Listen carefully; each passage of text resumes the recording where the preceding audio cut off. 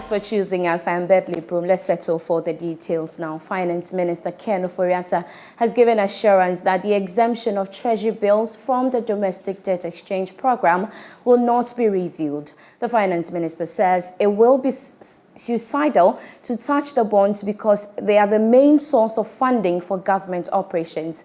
The minister has been speaking on PM Express Business Edition, which will be aired on Joy News tonight at 9 p.m. Inevitably, you are going to get some negative responses to this, and for good reason. But are we confident that we'll recalibrate the economy where that confidence is re-engendered? I believe we will. We've done it before. And why would we not be able to do it? Do I get the surety from you that, and I've seen that in the text Q&A, that you sought to clarify in one breath, talking about the fact that the current challenge legally be immune and all the rest. Treasury bills, there are some who are worried. But Treasury bills, face the government. No, Treasury bills are exempted. I mean, George, we have done. And that is an assurance from you, Mr. Minister. Completely. Treasury bills will not be touched going forward. No. Because we have done the debt sustainability analysis, not including Treasury bills. That really is how government funds its operations, and so we can afford to. Treasury bills also mimic the market. As interest rates go down, Treasury bills rates go down. 90 days, 180 days, 365 days. That has always been the way it is run, and we're expecting to continue to do that. That is where we go for our resources to run government. And let me assure you that Treasury bills would forever remain sacrosanct in this program. That is a promise, Honorable. Thank you. Let's come back to this debt issue. And some will say that we've gotten here because we borrowed too much. Mm-hmm. What do you tell those who say that? We borrowed too much, and that is why our debts has become unsustainable. Yeah. I mean, George, the question is, what did we use these resources for? And really, in a period of 6 years in which there have been more schools built, more infrastructure done than has ever been done before, going through our COVID expenditures that we did, more people in schools than has ever been, more people being fed in schools. I mean, those all add up. But truly, I mean, taking an inventory of what has been done with roads, bridges, infrastructure, I don't think we've had any government being able to deliver that much. It's pretty easy to forget. Now, when you then look at the issue of interest payments and inflation, that causes this ballooning that we have seen, and that is what we are trying to recalibrate, to reduce the levels that we have, and then manage ourselves on a 55% going forward, which means we need to generate a lot more income from GRA.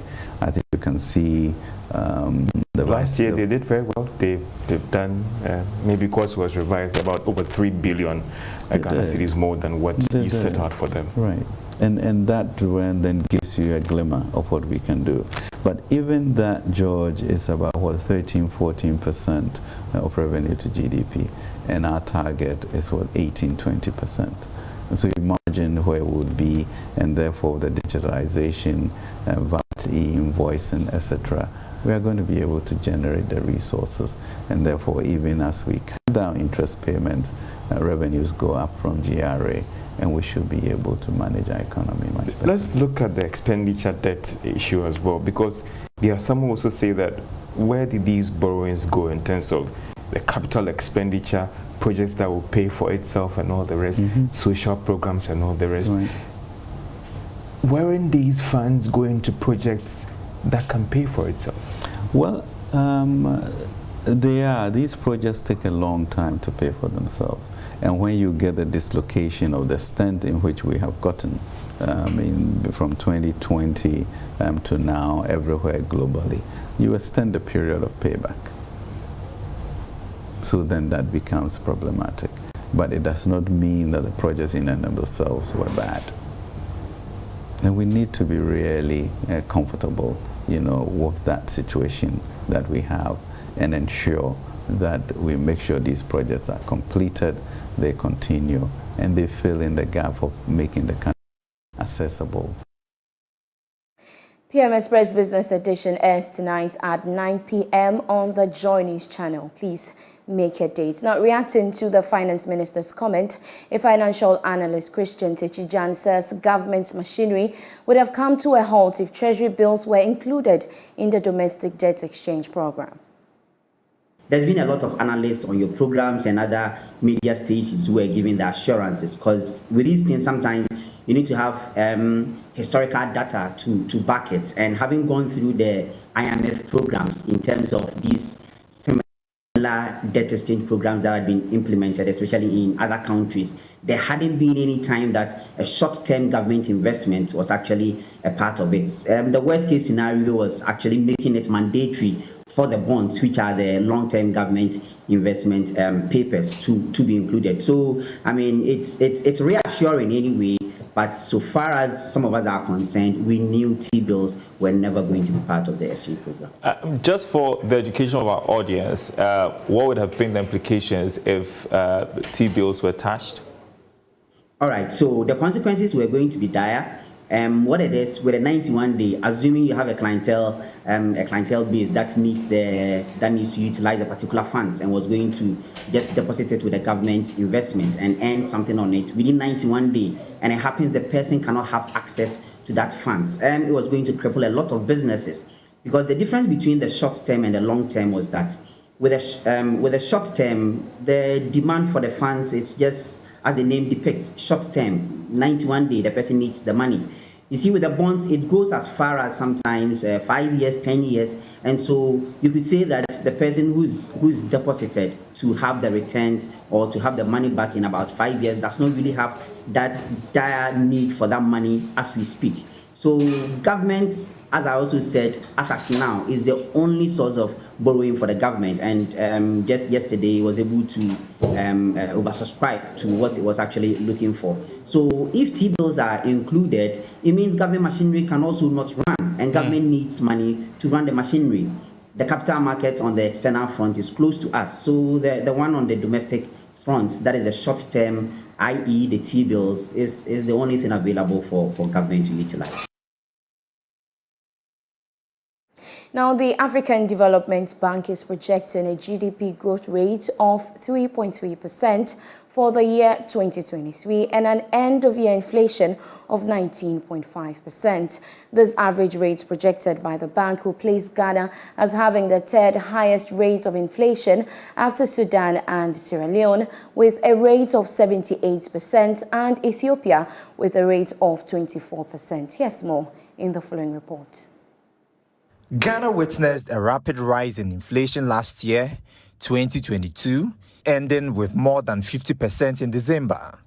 This is largely due to imported inflation, which brought intense pressure on the local currency until the later part of the year. In its macroeconomic performance report for the year, the African Development Bank revealed that the country's inflation will ease in the year 2023 with a projected GDP growth of 3.3% as against an inflation rate of 19.5%. This growth rate is however seen as weak when compared with previous growth rates recorded by the country among its neighbors in the sub-region. It also indicated that the country will record a negative 4.2% current account balance and a fiscal balance of negative 7.6%. Africa's growth is projected to remain stable, averaging about 4.0% during 2023 to 2024. The stabilized medium-term growth largely reflects policy support in Africa and global efforts to mitigate exogenous shocks and rising uncertainty. It said China's reopening after 3 years of zero-COVID policy and the stable growth outlook for Asia could bolster Africa's growth in the medium term. Now, the Bank of Ghana has stated that the local currency will in the coming months witness some stability following the discharge of the 41,000 metric tons of petroleum products into the receptacles of the Bulk Oil Storage and Transportation BOST for the onward selling to bulk distributors companies, BDCs. This projection is coming at a time the city has come under immense pressure this month after a sustained stability in December 2022. However, the central bank is upbeat the petroleum product received will help ease demand for dollar, which will help stabilize the city. Stephen Opata is head of financial markets at the Bank of Ghana and spoke earlier on the Pulse. As you know, we're not saying that the performance of the city will be based only on this program. Yeah. What is that we are going to have foreign exchange resources to meet our oil imports. Therefore, there's less pressure on our reserves to look for dollars for BDCs. Right. So in that sense, we are having more FS or foreign exchange assets to procure oil. I believe that if this program is sustained, there will be less pressure to look for dollars, and its impact on the cedi will be a stabilizing one. Naturally, having a currency that is more stable.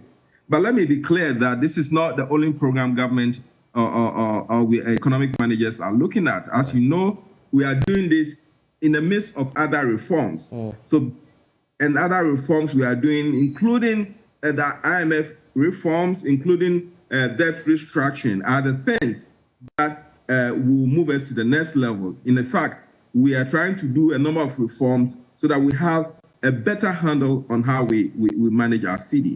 So let me be clear here. We believe that when this program is successful, we will be able to meet more of our foreign exchange resources in terms of procuring petroleum products. There'll be less pressure on the cedi or on our reserves, and ultimately, to the medium to long term, to be more stabilizing for the cedi. Energy strategist Dr. Yusuf Suleiman is optimistic the policy will lessen Ghana's dependency on the dollar if pragmatic measures are put in place to sustain the initiative. We need to be able to champion sustainable interventions. And this intervention, I always say, I think is not sustainable because it hinges on a lot of factors. And so, first of all, we need that quantum of gold to be able to make up. And my estimation is that we need closer to 200,000 plus, ounce of gold to meet the entire, petroleum imports that we need, So, and that is huge. And I've also heard about what is refreshing is I think I heard earlier on PMMC, they indicated that we are able to get that quantum of gold. That is refreshing. We just want to say that amount of gold is going to be a challenging one. We just have to strategize for it to be able to meet that. But the overall policy, whether it can lessen the dependence on the dollar and its impact on what the consumer pays at the pump, yes. If the policy is sustainable and we are able to minimize the dependency on the dollar, that's undoubtedly is going to minimize, the pressure, and that will cascade to the pump. But the key word I mentioned again, Pio, is how sustainable it is. I believe we have to look beyond this kind of measures and actually look for sustainable measures, that can guarantee us long-term energy security within the downstream. If you look at the quantity, 40,000 metric tons is only for 4 days. How will 4 days make an impact on the market? It cannot. However, we are told that more is coming. So if more is able to come, then it is in series that can impact the market such that maybe if, let's say, at the end of the month, we require $200 million to import finished products, and then this policy can take up to 200, and the government only required to provide, let's say, 200 to import the finished product, then that can have impact.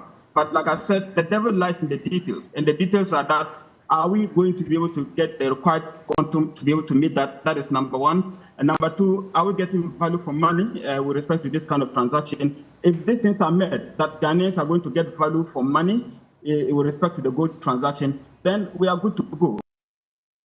We turn our attention to the agriculture sector now, and the Planting for Food and Jobs initiative is not worth the 660 million cedis allocated for it in 2023. That's according to the Chief Executive of Agribusiness Chamber, Anthony Morrison.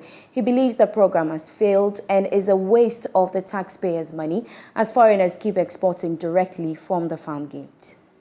First of all, within the Ghana statisticians' own data, that shows clearly that food inflation was about 51.4%. And the food inflations we're talking about are the major things that we consume in Ghana as we speak. And some of the key areas that the Planting for Food and Jobs has actually zeroed on were the things that have been put into the food basket. So if you take, for instance, the cost of maize, the cost of rice, the cost of vegetables, and also the cost of some other derivatives on the market, you understand that we haven't made any good inroads into the Planting for Food and Jobs.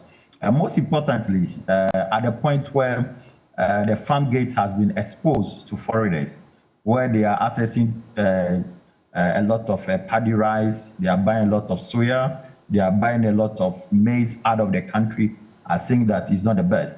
And especially when we seek to set our priorities right, let's look at this year's budget. In the budget, there is a 400 million cedis budgeted allocation for an agriculture economic enclave project, which was commissioned by the Chief of Staff late last year at the Wenya. These same products that are in the economic enclave project are the same produce that the PFJ is focusing on. And that should tell you that, well, if the project PFJ was so successful as they claim to be, we won't be launching an economic enclave project running the same thing. You know, we have all the time complained about the fact that government always run parallel projects, which in otherwise could be used to give exponential support to the already running one. Now, away from that, the Chamber of Automobile Dealership Ghana is lamenting the low patronage of used vehicles following the recent raid by the Federal Bureau of Investigation and the Economic Organized Crime Office, EOCO. According to the General Secretary of the Chamber, George Dumenu, the raid has created mistrust between purchasers of used vehicles in their dealerships. The Chamber organized a stakeholder meeting with security agencies to seek partnership and prevent the importation of stolen vehicles.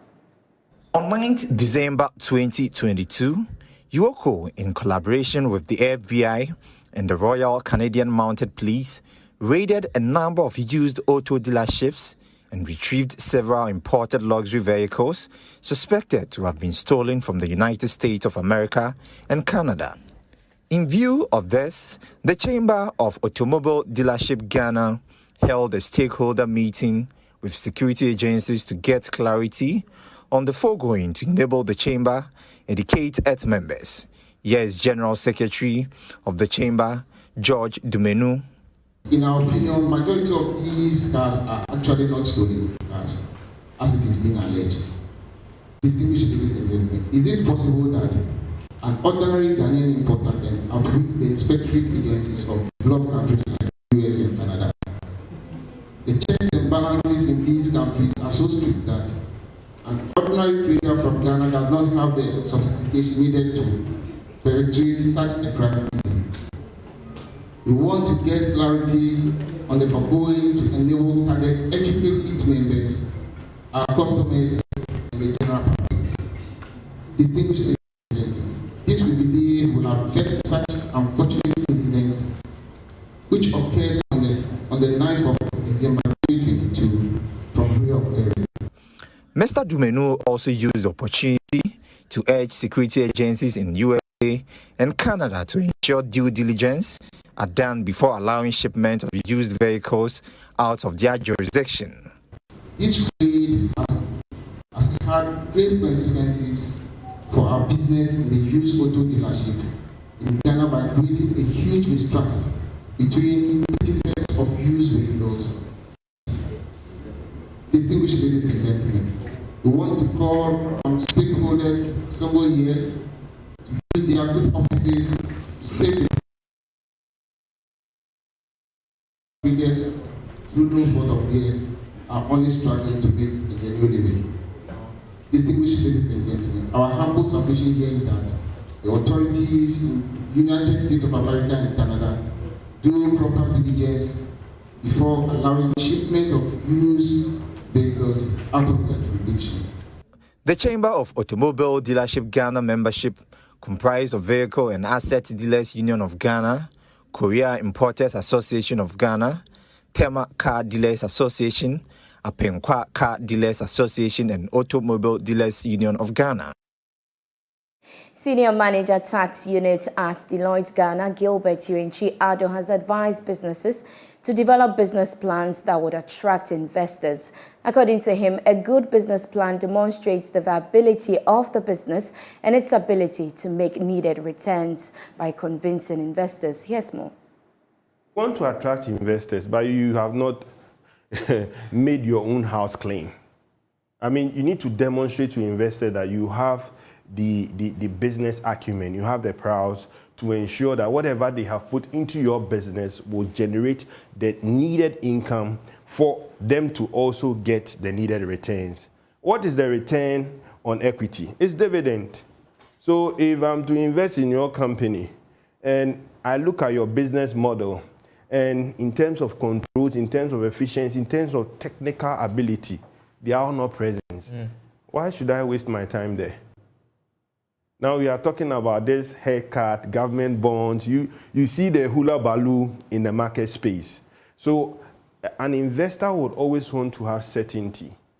And having a concise and a clear business plan which sets out your asset base, your expenditure, your capital base, the key drivers, will then serve as sort of something that will trigger an interest in an investor to say that, look, hey, this is a good business, and I know if I put my money in there, I'm going to yield the needed returns. What should be the guiding principles in drawing a business plan? Because it's quite easy to put down some good thoughts, but if it's just supposed to entice investors and secure good credit, yeah, fine, I can do it. But what should be the principle behind what you're doing? One, you need to understand what you seek to do. The market that you seek to do business in, you need to have a clear understanding of how the market plays out. That should be the benchmark. If you don't know and understand what you are going into, ab initio, you have failed. So I want to go into the media space. I need to engage consultants to help me do a market analysis. How is Metro TV faring? How is Joy? And that's all for business tonight. For more business news, you can log on to myjoyonline.com/business. My name is Beverly Broohm. I leave you with news making headlines on the international front.